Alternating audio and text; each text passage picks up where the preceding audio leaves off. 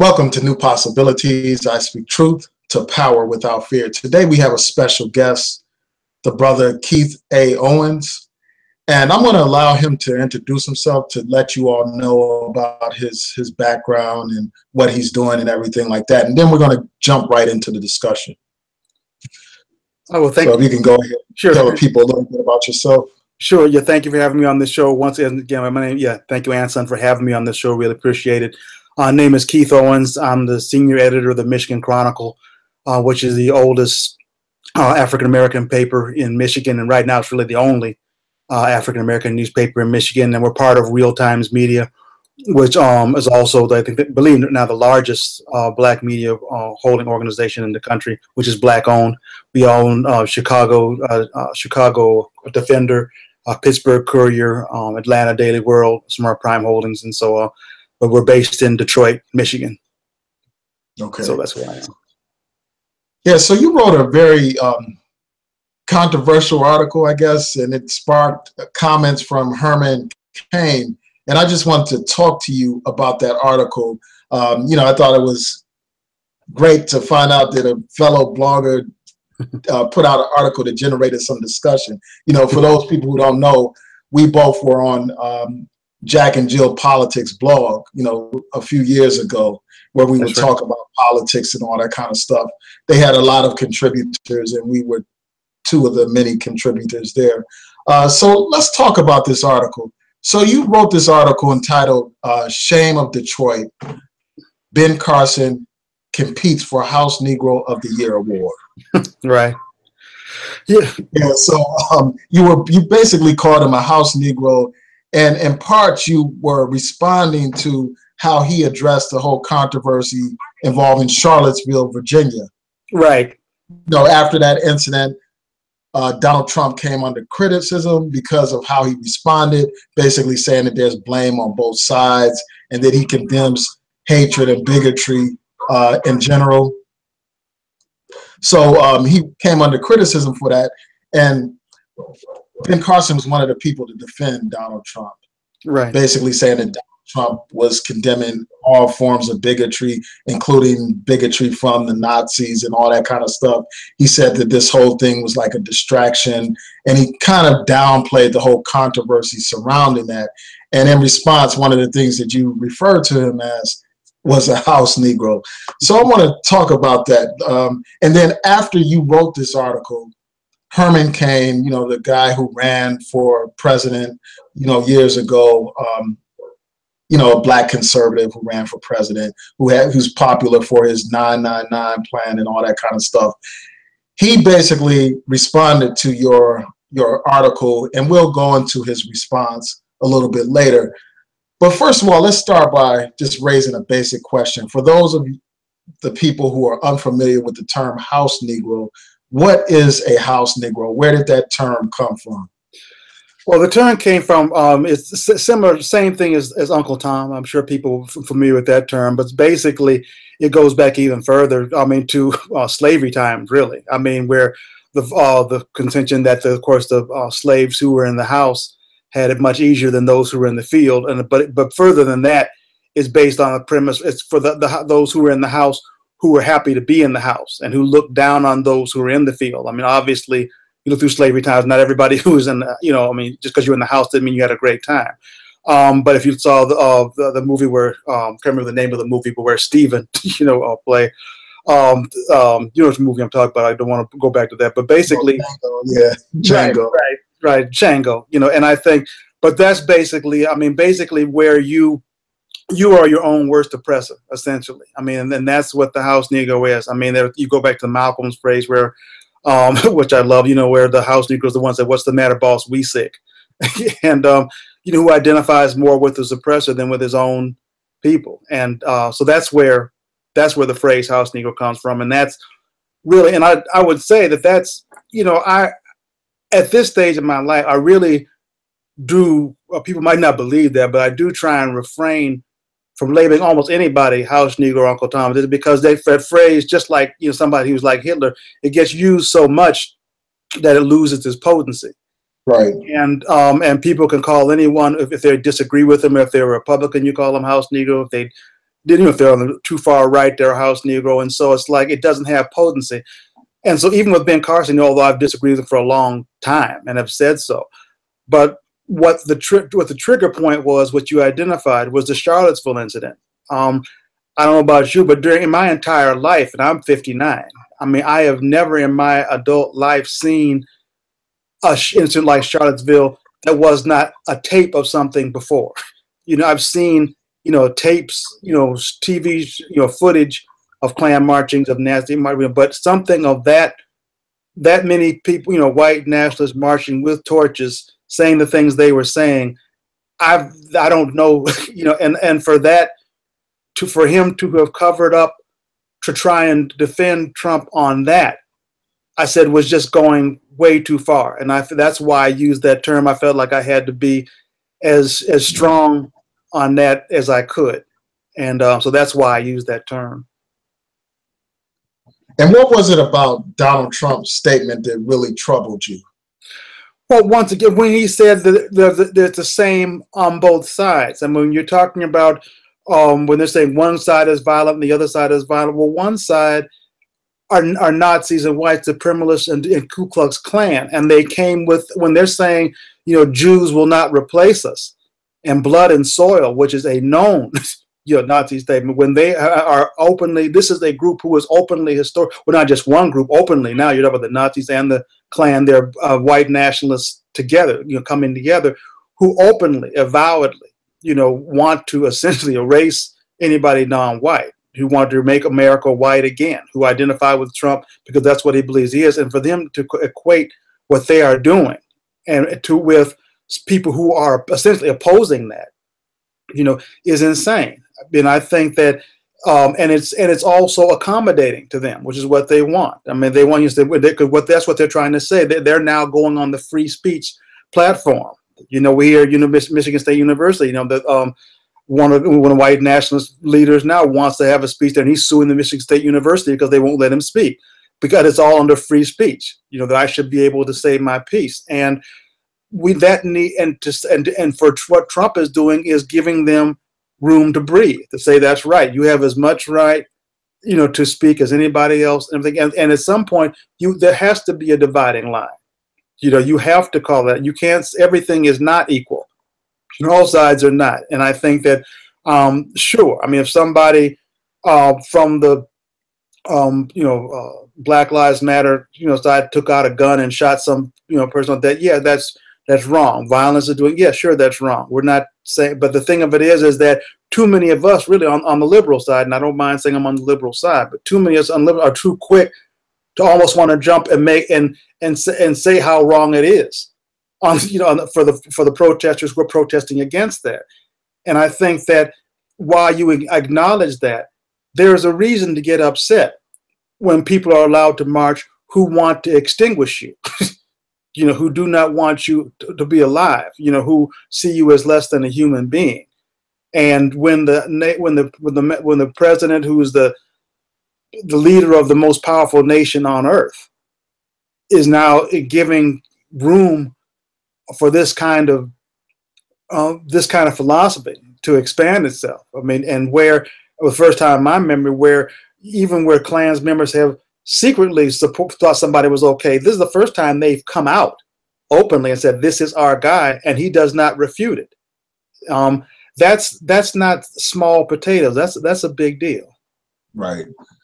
Yeah, I mean, it's real troubling when you have like the KKK openly endorse Donald Trump, and you had people like David Duke praising Donald Trump for his statements following the situation in Charlottesville, Virginia. I mean, that just speaks to the nature of his campaign. It speaks to the nature of his rhetoric. It speaks to who he is as a president of the United States, and the fact that you have an African-American man defending this foolishness is just beyond my understanding. I mean, especially given the fact that it's not only just about this situation. Donald Trump has a horrific track record when it comes to civil rights. I mean, just in his brief time in the White House, he's already rolled back reforms that were designed to address the issue of mass incarceration. He's appointed Jeff Sessions to be the U.S. Attorney General. This man is openly hostile to voting rights. openly supportive of police. He doesn't condone like the consent decrees that were designed to stop police brutality and racial profiling. And then you have the whole issue of just racial profiling. You have Donald Trump, who openly supported stop and frisk, New York style, which was found to be unconstitutional there. And then you have Donald Trump basically condoning police brutality when he gave a speech to an audience of police officers.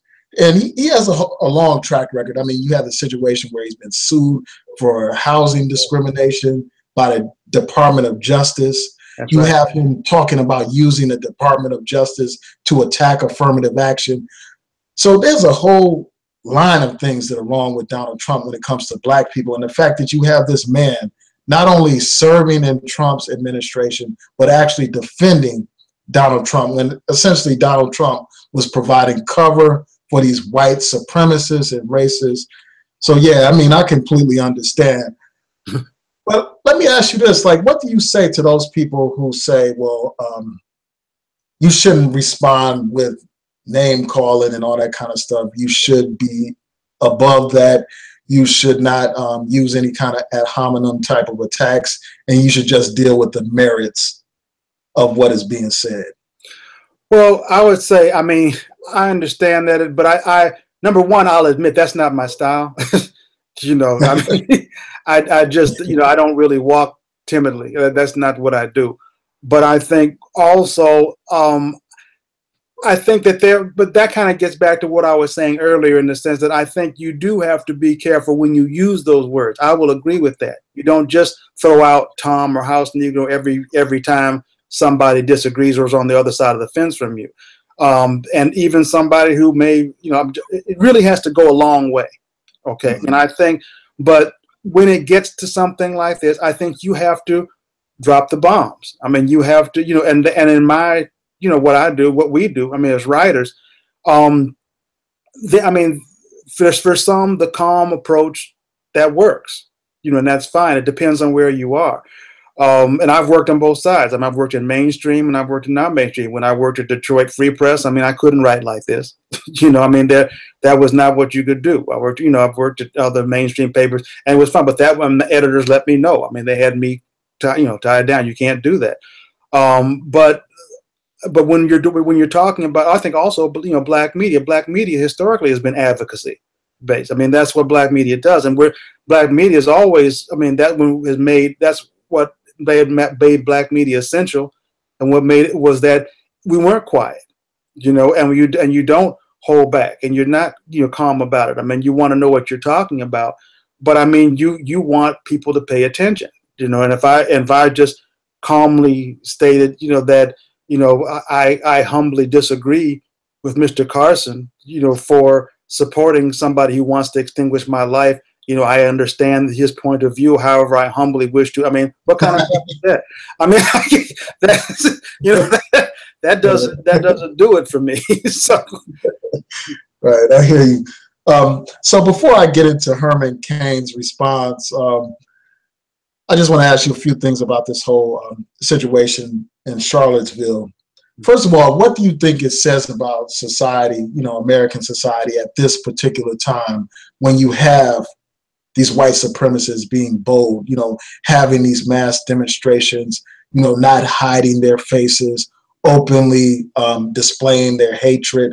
And you saw this like shortly after Donald Trump got elected. You saw, for instance, those white nationalists have a conference, and during that conference, they celebrated Donald Trump's election with Nazi salutes.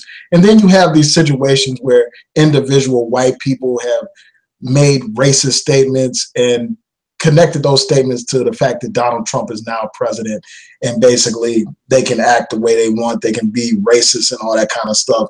You know, plenty of incidents where people captured on video. So what do you think this says about where we're headed as a society, and why do you think this is happening now? Well, I think, the reason that's a huge question, but I think in terms of why it's happening now in writ small, is because of President Obama. You know, I think that, I mean, that was too much. for a number of white people. And I think that you might have seen Ta-Nehisi Coates' recent article in Atlantic, which I think made it interesting. Well, people where they're making it sound like it was working class whites. No, it wasn't just working class whites. There were whites with a lot of money who voted for Trump.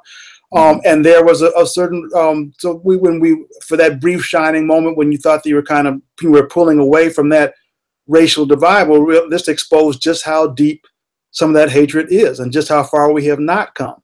And I think that, so it shows the depth of some of that which is there. And I think that it shows that everybody obviously have a long way to go, but I think that there's something else that worked too. And I think that, because I hate to be totally pessimistic. I mean, an earlier column I did said that Trump's election might signal the end of empire. And by that, I mean, I think that the destruction that his election has brought will go far beyond. I mean, I don't think he's going to last the term, but I think that, but what he set in motion, just by his being elected, what that brought out has put America on a course. I mean, no world power lasts forever. And I think that is setting up something where we're about to lose that. Okay. And that there are worse things in life. I mean, Rome is still there. England is still there. They still exist. They're just not the world power anymore. And I think that could happen to us at this point because it exposed so many breaches. But the other thing I think that we need to keep in mind on a somewhat more positive note is I think it's very possible that this is the last gasp of a dying minority.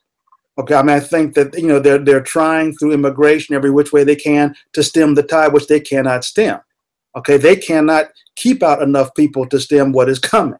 But it's still the browning of America is real, and I don't believe that they can't keep out enough people to stop that. And that anger, I mean, that rage, I mean, that when President Obama that unleashed, they're doing what they can to stop. And you look back through history, it's always, as I hate to use that phrase, but darkest before the dawn. I mean, the people, that kind of rage begins to happen. Civil rights movement. I mean, I'm sure that many of the people in Mississippi and Black people and everywhere else, and some of them, when things were really, really horrible, slavery before that ended, thought that the world was about to end. How much worse could it get? Because when that's threatened in the Civil War, they go all out. But eventually that time passed. Same thing in civil rights. I mean, the hoses, the dogs, everything else. The folks who were in front of those dogs thought we will never prevail, something like that. But eventually that happened. I think that now the white societies, many white are sensing an end to something. And this may be a larger end than any before, because before we're talking about rights. Now we're talking about sheer numbers. Okay. And that's a threat that they may never be able to overcome, because once you talk about sheer numbers, and whites are the minority, and if they're the minority in power, I mean, we all know that just because whites are the minority doesn't necessarily mean they release power, just as South Africa. Right. But nevertheless, they see that as a very real threat of something that can never be turned back. And so I think that's some of what this is. Right. Yeah, I hear you. So I wanted to ask you, you guys turn the audio down. My audio's down? I didn't touch anything. Can you? Oh, there's an echo. So maybe your YouTube audio is up. Oh, okay. Let me check. I mean, it should be. But, I can just turn it off. It's off, but I can just turn my YouTube off. Want me to do that? Oh, okay. Yeah, and I'll just keep track of it. Okay, that's fine. Yeah. Okay. I want to let everyone know in the chat room that we will get to your comments soon, but I just want to go through some of these questions first. The next thing I wanted to ask you is, in terms of this whole argument about blame on both sides, people keep talking about how Antifa was violent and how they are equally to blame for what happened there. They talk about how some of them attacked these white supremacists and all that kind of stuff. What's your view of Antifa?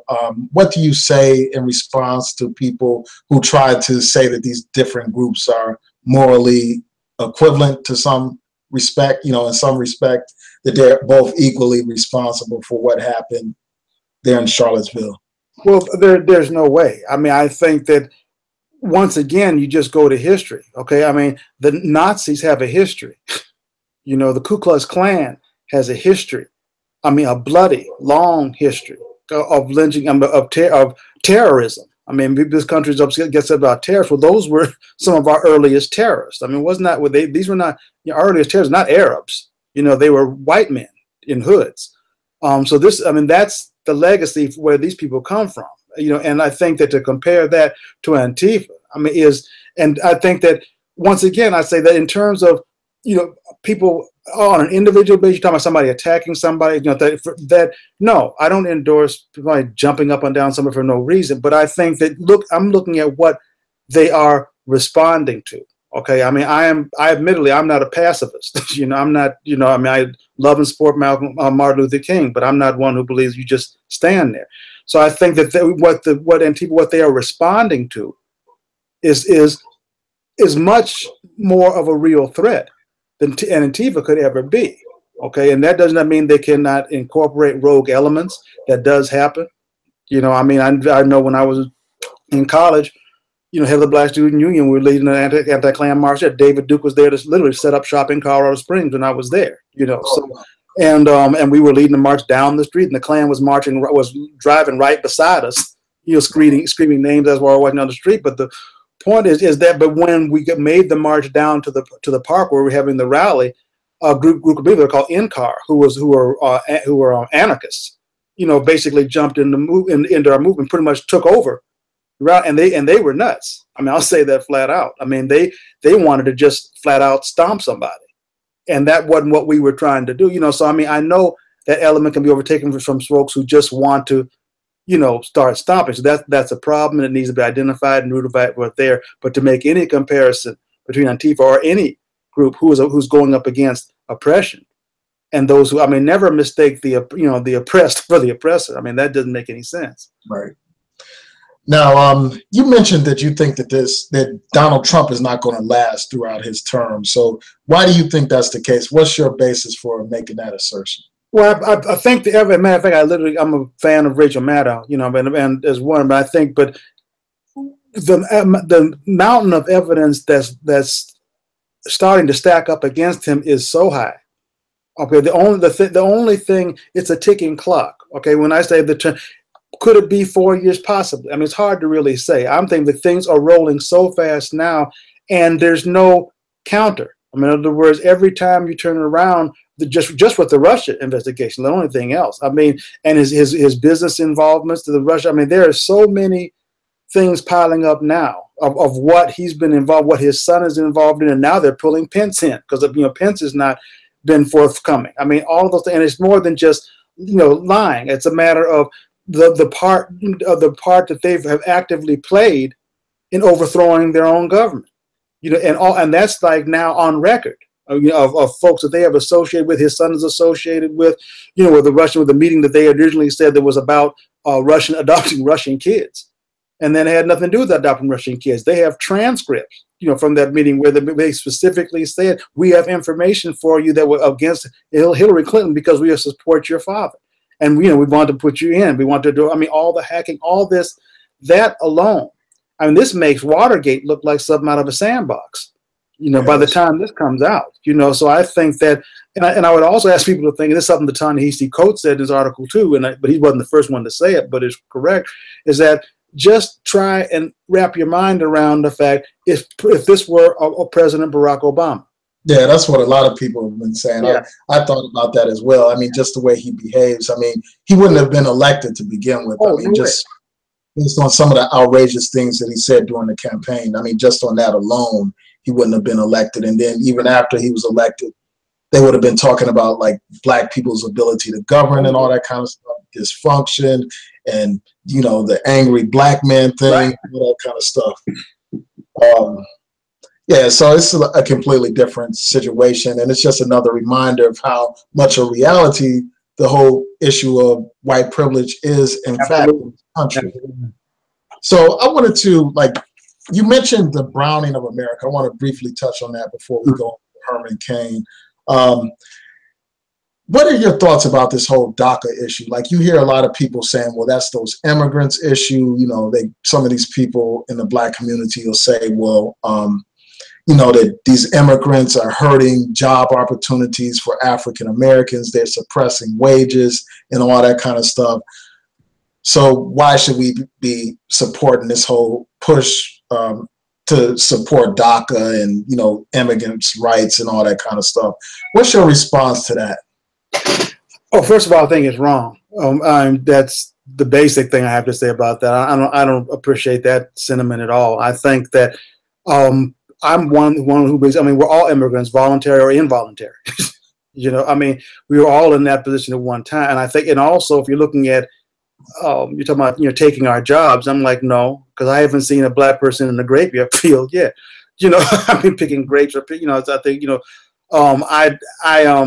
obviously there are other jobs. I mean, but the bottom line is when the immigrants come in, by and large, the jobs they are working are not jobs. I know, it's not just an indictment of black people, anybody. Nobody's rushing to these jobs. That's why they're there. Right. You know, because nobody else wants these jobs. Now they obviously that's not where they see their future, or the future of their children. I mean, they, you know, want to, like everybody else, they plan to leapfrog and move up and hopefully get a better house. And if they can't do it, open the door for their children. But that's anybody, you know. But I think to say that they're basically, when we make that kind of an accusation, we are acting out the same kind of fear and threat that white people are with us.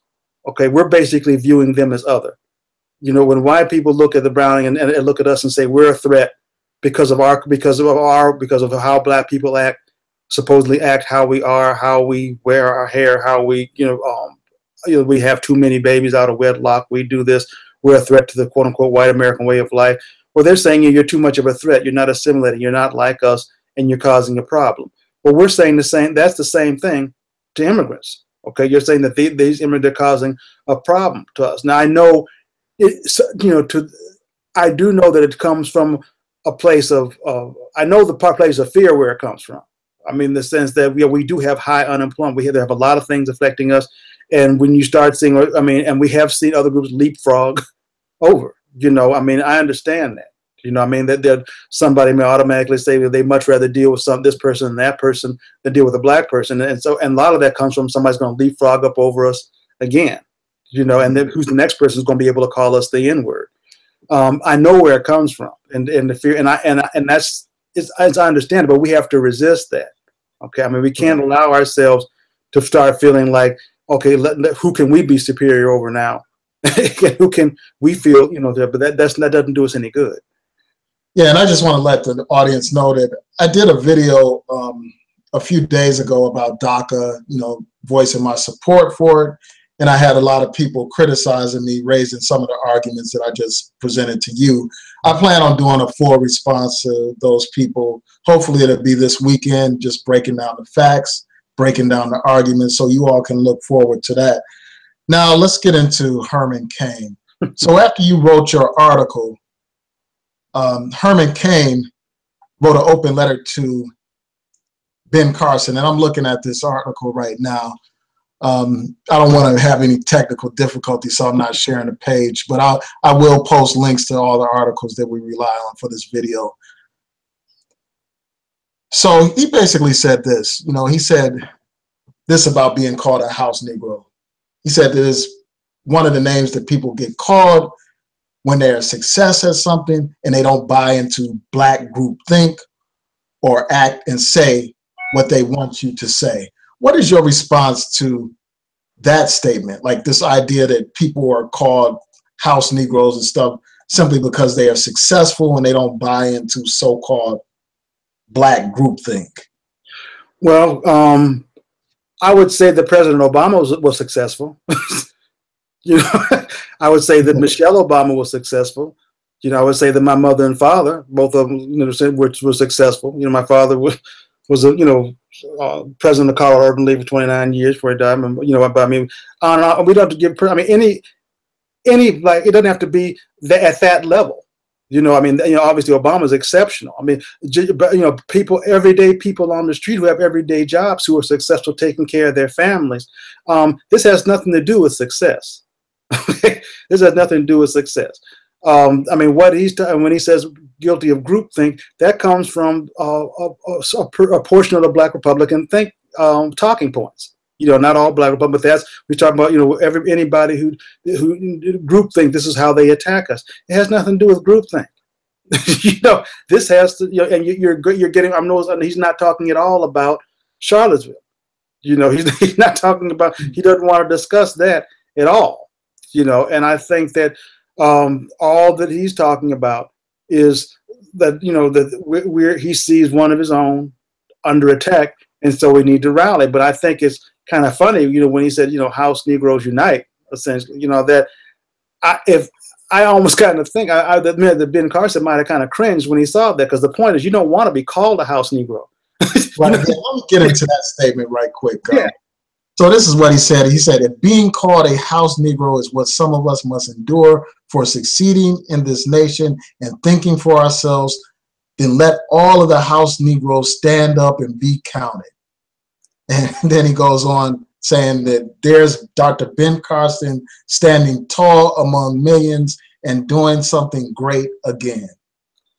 Well, like I said, he's kind of like trying to make it into a term of endearment or something. Yeah, that's exactly. He's trying to be clever, and I'm like saying, you're too clever by half. I say, because I think if you really, that's not what I would want to call myself, and say let's all of us, join hands and let's stand up.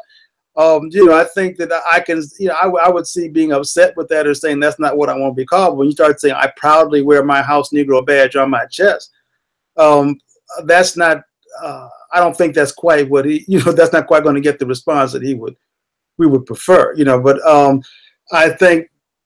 But once again, the whole success thing. That's what happens when you're doing the talking points. Okay, you're not really engaging in a real discussion about the issue. You come out roll out with the talking points. This is what you say when this is what you say when that, and that's what I feel he was doing. I don't think it wasn't a serious address or commentation. He was just rolling out the talking points, and then he was trying to be clever, and that's pretty much what it got him. Right. Yeah, it's just empty rhetoric. So, what is your assessment of Herman Cain? Like, what do you think about him? Do you think? I know the answer to this question, but I'm just going to ask it. Do you view him as a house Negro as well? And if so, why would you categorize him as such? Well, I would. Yeah, first of all, I try not to think of Herman Cain.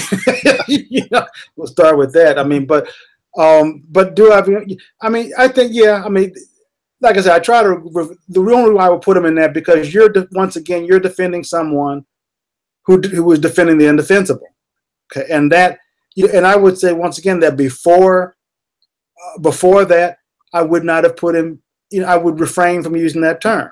Because before Herman Cain, I never referred to him as that when he was running for president. I didn't like him. I didn't agree with him at all. My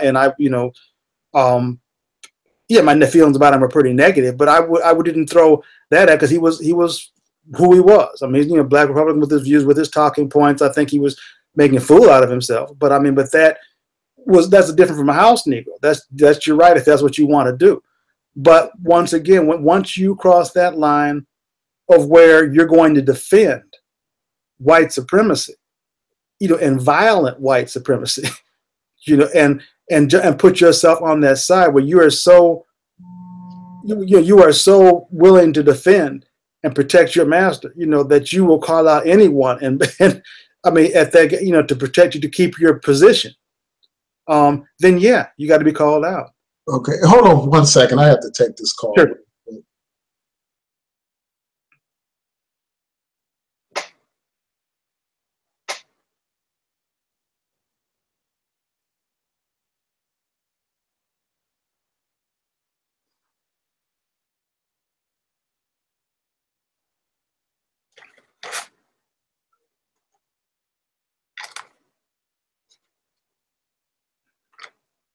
Sorry about that. Sure.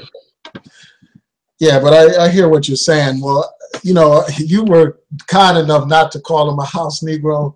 I don't know if I called him I called him some insulting terms during that. Like I had this one article that said the day of the Geechee is gone. Like talking about Herman Cain. because I mean, everybody knows about a soldier story where, if you don't know about Oh yeah, oh yeah. he's like, when you said that, I said, oh yeah, now I got, yeah, right, exactly. he's talking about like the day of the Geechee is gone. And like what we call a coon nowadays, the day of the coon is gone and all that kind of stuff. Oh yeah, yeah. Shucking, driving, right.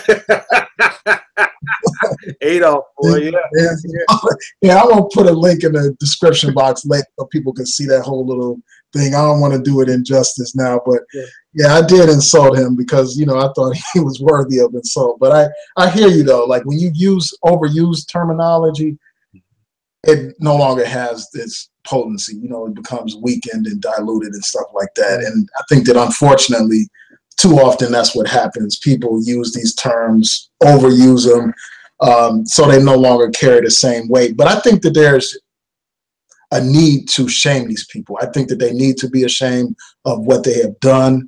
So I think that they have earned these insults. They have earned these titles. I agree. And they're lucky that that's all that people can do is really insult them and ostracize them. Because when we look at how nations deal with traitors, it's far worse than just calling them names. Oh, yeah. And that's exactly what these people are. I mean, anytime you want to defend somebody who openly, condones these white supremacists and basically gives them a pass and, says things that they welcome, like they welcomed Donald Trump's comments. They were happy with what Donald Trump had to say. You had David Duke praising him. You had these other white supremacists praising his comments and all that kind of stuff. And that's no coincidence. These people represent his base. And the fact that you would have a tap dancing house Negro in his administration and then actually defending him, I mean, he earned that title. And it's a shame. Like you call your article the shame of Detroit. You say that he's the shame of Detroit. So let's talk about this. I mean, there was a time when Ben Carson was somebody that we respected. Let's talk about that and like how he descended down this road. Well, Ben Carson. I mean, Ben Carson, I should say, was brilliant, but he is still, brilliant. I mean, so his history. I mean, as a surgeon, I mean, that you can't take that away from him. The man was brilliant. And there's a school named after him. For what he did, his accomplishments in the field of medicine. He's brilliant. And they can't take that away. But it just goes to show that just because, you're good in one area doesn't mean that you're good in another. You may be very good at basketball, doesn't mean you should be bad on the football court. And on a football field. And I think that's the same thing with Herman Cain. I mean, he was brilliant as a doctor, and as when people had to focus on that, and I think it was very much one of the prides of Detroit because he rose so high from humble beginnings. And Detroit needs success stories, and that's why it hurt so much in Detroit. Because we need black male role models and success stories like who did as much. I mean, who accomplished as much as he did, and then to see him turn like that. And for a long time, like I said, I mean, this wasn't the first time we've attacked Herman, Ben Carson. And the first time, I mean, there's a number. I mean, even so from on board, actually, at the Chronicle, some of the board members were upset because of who this man was, and his reputation and what it was. And other people were very upset, that I had done that, et cetera, But in this piece, like you may have seen, I said, when people ask me, do you know who he is? And I said, yeah, that's what's so upsetting. Well, this time it didn't get that kind of reaction because now what we said back then, a year ago is like, so now I'm telling the truth. I mean, that this is, that, you want to protect him because of what he did way back then. And said, but this man has turned on us openly. And what they do is that people like that is that they basically pimp their own, because just like when Clarence Thomas talked about high-tech lynching, now you want to come back home. Right. Now you want to be black. Now you want to protect. Right. Suddenly you know what a rope is. I mean, and it's the same thing. I mean, also, you want to hide that, and then because we accommodate that. And it's like, my thing is like, no. Once you've done that, You know, I mean, I'm in forgiveness if we're worthy of it. But I mean, but until then, we can't just sit here and say, just, you know, be nice and don't say bad things. I mean, that we need to say bad things about them sooner than do anybody else. You're destroying your own people. Right. Now, I think you made a great point about like people being good at one thing and then trying to go into something else, like, you know, Ben Carson being a brilliant surgeon and then going into this politics thing and being a disaster. You know, the same thing can be true for like somebody like a Charles Barkley, somebody who's good at playing a sport, but all of a sudden, you know, they're expecting him to be some kind of commentator on race issues when he doesn't have a clue. I mean, so I think that was a great point that you made. So what I want to do now is go through some of the comments in the chat room and, you know, mention some of the things that people are saying. Sure. And then, you know, hear from you if there's anything that you're asking about. So I want to shout out everyone in the chat room. You know, I really appreciate you all tuning in. Shout out to Psycho. Shout out to King Maya. Shout out to the real Aaron Collins. Shout out to you. Shout out to Jazzo. Shout out to Covina Man. Shout out to Ancient Melanin. S. Wiseman. All right, so let's see. Just bear with me a second.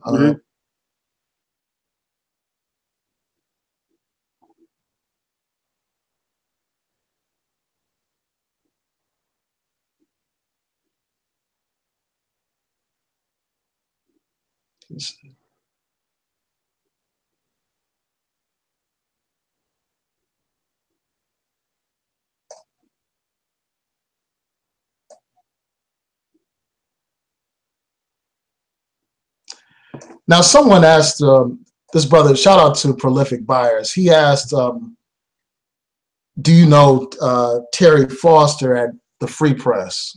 I guess he's talking about Detroit Free Press. Yeah, I didn't know, but don't personally, but I know. Yeah, I know Terry. Yeah. Oh, you know of him. Okay. Yeah.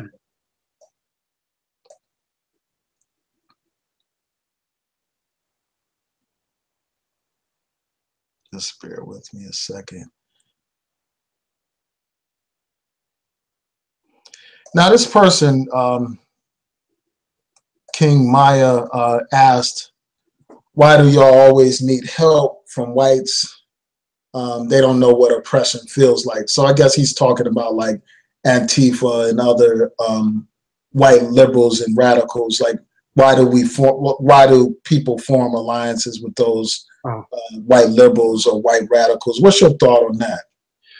Well, I think that, I mean, alliances are just that. I mean, I think, you know, you don't, to say that you should not form an alliance with someone simply because they're white is not a good idea. Now, I think there are others of time, I also subscribe to what Malcolm said, where sometimes that, you know, many times, you know, whites will want to jump on board when the best thing they can do is go back to their own community and do some talking there.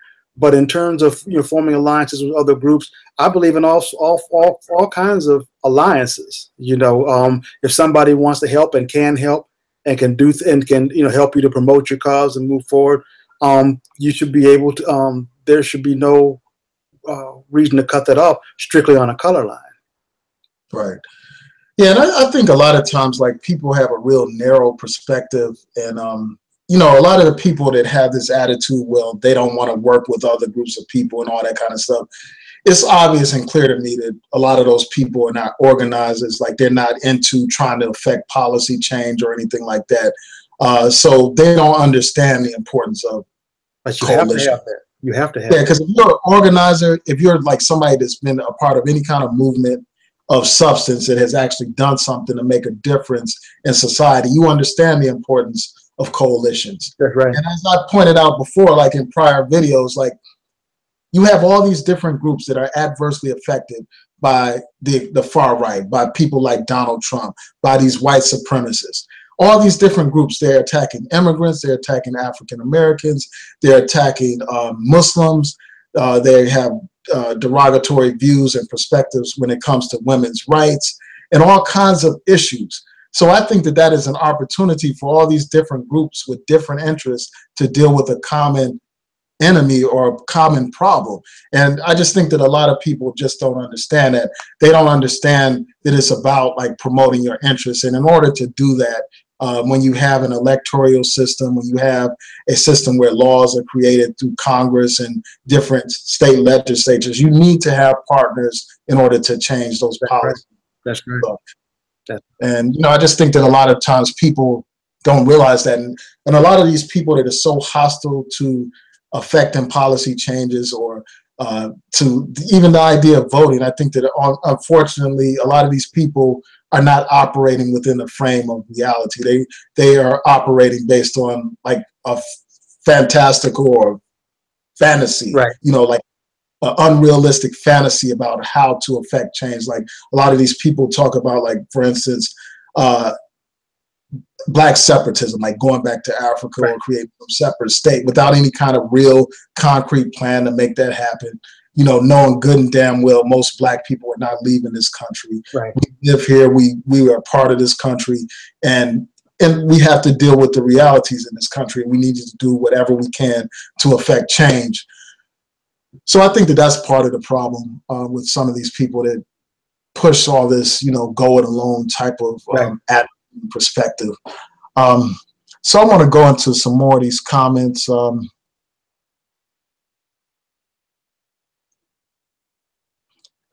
Yeah, and then Psycho made a good point about how he hates when, you know, these house Negroes basically say, well, they're calling us house Negroes because we disagree with them. And it's not about that. You know, I don't think that it's about people simply disagreeing or trying to promote groupthink, because there have been debates in the Black community for quite some time. I mean, you had debates between like a Malcolm X and a Martin Luther King, you know, between Du Bois and Marcus Garvey and Du Bois and, George Washington Carver, all that. Yeah, yeah, you had all these debates. Yeah, right. Yeah, I mean, so it's not about like, you know, trying to just attack somebody for disagreeing. It's one thing to disagree with somebody. It's quite another thing to take on the role of an actual traitor, where you are actually actively fighting against the interests of your people. Right. And that's what they try to do to like suppress those people who want to speak out against these people. They say, well, you're just promoting groupthink, like you pointed out. So let's see. Yeah, so someone asked, they said there's a school named after Ben Carson. Yes. So where's that school? What's in Detroit? I haven't been there. I believe it's over on the east side. But Oh, it's in Detroit. Okay. Yeah, it's in Detroit. Yeah. Yeah, so someone asked about that.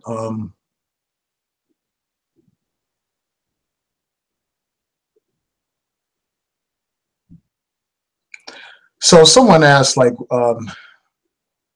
Janny Bailey asked, why do we care about the coons, or, you know, what we call house Negroes? Why do we care about them? We need to be asking for reparations from governments and focus on those types of things instead of even addressing like a Ben Carson or other people like that. What's your response to that? Well, I don't think it's an either or thing. I mean, I think sometimes when people say, I mean, when you say, because what you're implying is that we can't criticize Ben Carson and ask for reparations at the same time. You know, you can. It's like, I can walk and chew gum at the same time, so they're not mutually exclusive. I think that, but I think to the point that, you know, Ben Carson is not. I think what she's saying though is that Ben Carson or people like that are not worthy of even discussion, and I would disagree. You know, once again, because of because at the level at which he is. Okay, you're talking about a presidential candidate. Now you're talking about the man. He's got the president's ear.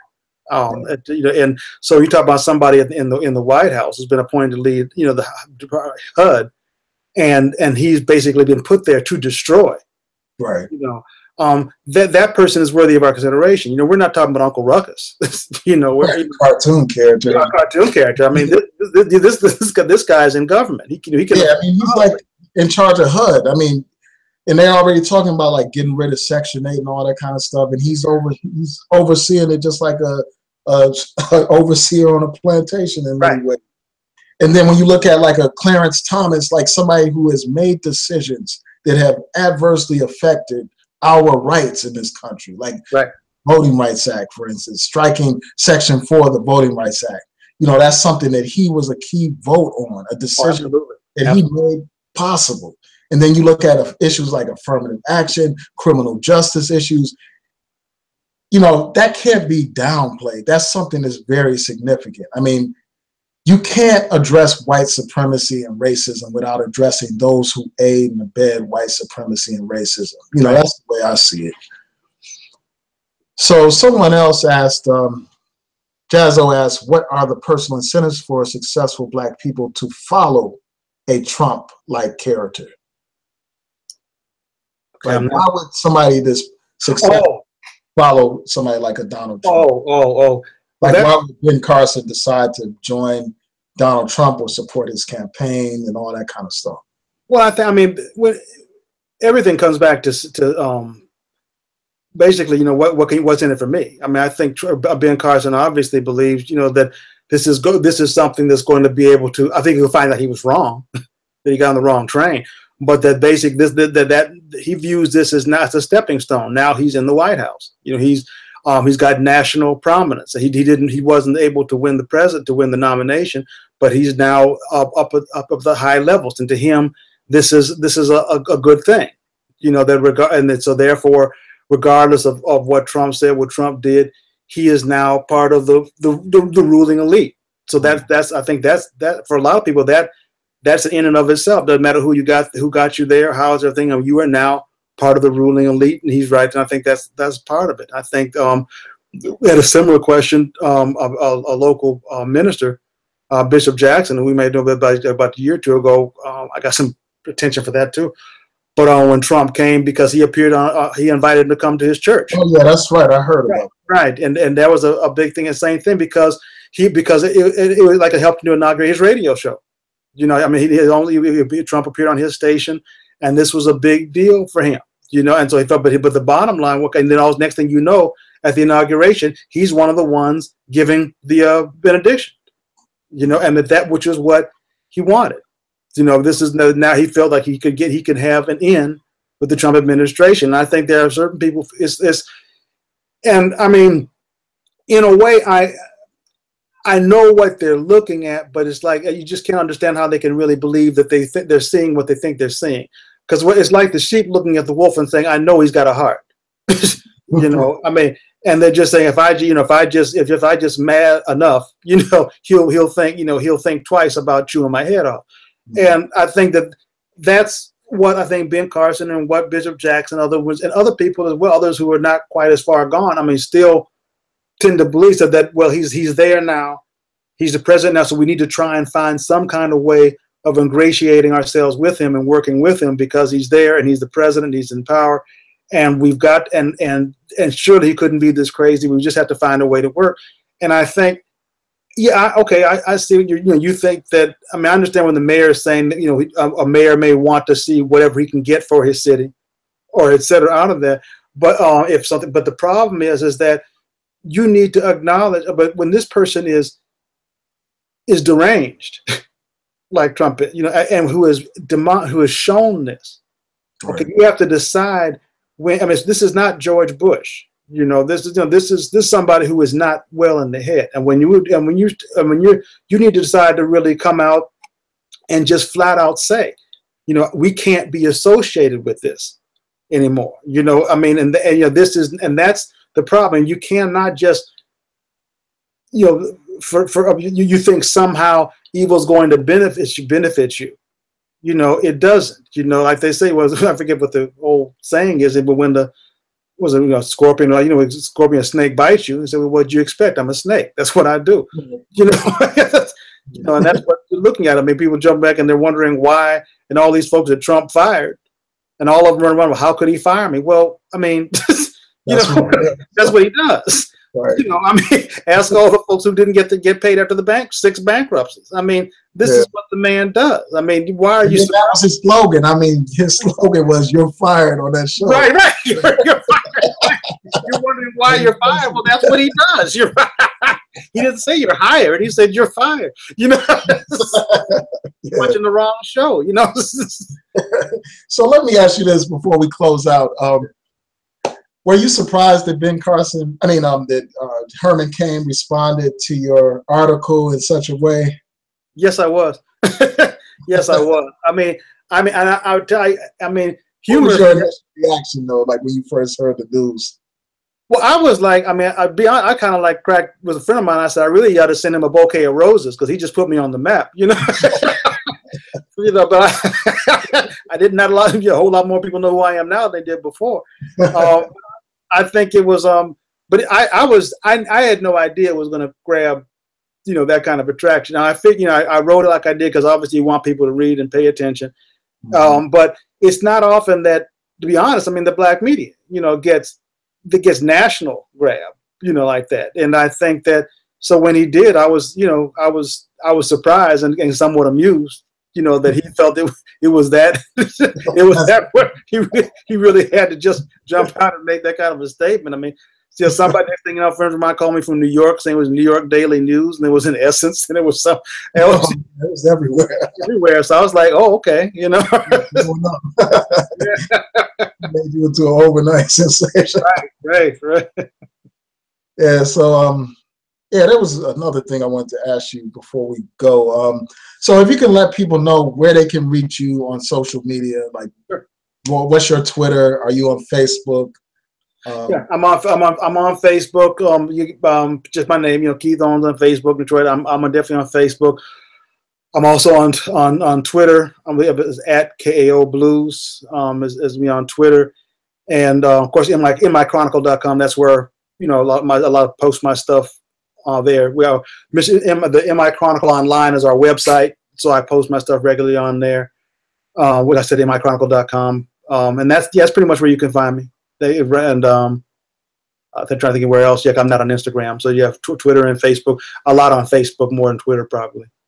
Okay. Now, do you have any like projects that are coming out, like any big articles that you're going to work on that are going to blow up like that last one? I don't know. You never know when they're going to blow like that. It's like I wish I could predict that. We have a big thing here locally that we're Kid Rock. Oh man, I'm glad you brought that up. Like, yeah. So I'm working on about that. So you have an article where you're gonna coming out. Yeah, I did one earlier actually that blew up big here locally about that because I call him a coward. So tell me about that. Like I saw this morning, I was on Facebook and I saw this video of him at a concert where he was basically trashing Black Lives Matter. Yeah, and he was talking about political correctness, and he made some other statements. Where he was talking about like call him racist for not appreciating Black Lives Matter and some other things. And this is nothing new. From what I understand, this guy supported like the Confederate flag and all that kind of stuff. So tell me what you think about him before we go. Like, what do you think about his rhetoric and all that kind of stuff? Given the fact that he's in Detroit, predominantly black city. Well, his concert was in Grand Rapids, from what I understand. Right. That's all the opening. Detroit and all that kind of stuff. Yeah, he's coming to Detroit. He's his first concert is on Tuesday, and it's going to be a six concert run starting on Tuesday. And it's the inaugural concert at Little Caesars Arena. The Ilitch family, of course, the Ilitch family is known for doing building Fox Theater, building up Detroit, doing a lot. Trying to condense this a little. I get ready to go myself, but basically with little Kid Rock made his fame on black culture. That's how he made it. Kid Rock started off as a white rapper. Same as Eminem. I think Eminem stayed true. He didn't. He went from rap to rock to country, which is fine. But basically, what he did was he traded audiences, and once he traded audiences, he traded rhetoric. And what he did there, and from what I understand, some part of the reason why he left the rap rock game, but I know some of the guys who were writing some of his stuff. When he lost some of the brothers, he didn't have cats who could write that stuff, so he had to kind of shift to something that he could do. But once he got in the country, well, that's a whole other crowd. That's the white Trump crowd, basically. Not to say everybody listens to country is white Trump, but basically, you go on a country music stage and say "F Trump," you better run. So that's where he's able to do the Confederate flag thing. Of course, he got the award from Detroit branch NAACP, which has been very controversial. In 2011, and after 2011, he's no longer, visibly, held up the Confederate flag. And at that, when he got that award, he said that the Confederate flag did not show He never did that with hate in his heart. He basically did that because of some song with Leonard Skinner that had nothing to do with history, and that he loved Detroit and he loved black people. And to his credit, he had always propped up Detroit, and he always spoke highly of Detroit. That's true. I mean, he did do that. You know, I have problems with him, with NAACP giving him that, and I have to, you know, disclaimer. I mean, the president of Detroit NAACP is also my pastor. You know, so I have to. Oh, he is. Yeah, but I do just I have problems with it, and I have problems with it now. But I think that, but the problem is, that now that he is here, you know, when he said, you know, F Kaepernick, Colin Kaepernick, and my thing, right, yeah. You know, and he's saying that at that concert, you know, and he also said it before at the Iowa State Fair. That's where that's why I did my first thing about him, calling him a coward, because it's easy to say that out in front of a bunch of white people at a country concert, you know. But I think that when you're talking about you love Detroit and you love black people, but then you're going to call out a black man who's standing up for his people, you know, exactly. Against, you know, why didn't you call out police brutality? You know. Well, people going to protest him or what? Are they going to? So there's some big protests. Yeah, the National Action Network, Los Branch, they're planning some big protests specifically at that. Yeah. Detroit shouldn't let that man. Like, I'm originally from Detroit, man. So man, okay. Detroit should not let that man do a concert. They're not. They're rising up, man. Believe me, I'm doing it right now. I was doing that just for you for the show, and I'm about to finish it when we leave. Yeah. All right. Well, I don't want to hold you, but I want to thank you again for you know, doing this hangout. You know, I want to have you back and talk about some of the other issues. Sure. Go into depth about this whole Kid Rock. I want to talk about that in depth like one time. So, all right. Yeah. Again, I appreciate you. You know, I thank you, and I want to thank everybody for watching tonight. Please look out for future projects. Peace and blessings, everybody.